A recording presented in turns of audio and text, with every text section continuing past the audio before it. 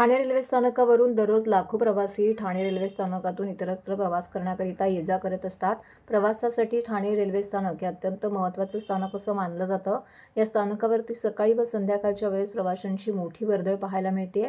दिवसेंदिवस या ठिकाणी प्रवाशांची संख्या ही वाढत असून त्याकरिता आवश्यक असणारी विकास कामं देखील येथे युद्धपातळीवरती सुरू आहेत. अत्याधुनिक सुविधांनी सुसज्ज असलेलं रेल्वे स्थानक बनवण्याचा प्रयत्न शासनाच्या वतीने येथे सुरू आहे.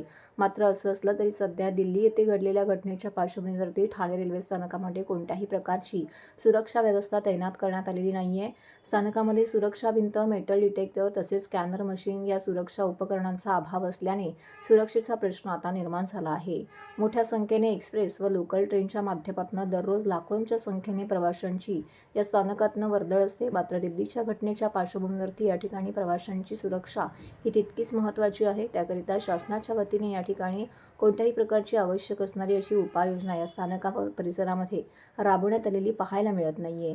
सध्या स्थानकामध्ये विकासाची कामं ही युद्धपातळीवरती सुरू आहेत. मात्र असं असलं तरी सुरक्षेकडे पूर्णतः दुर्लक्ष केले जात असल्याचा आरोप प्रवाशांनी केलेला आहे.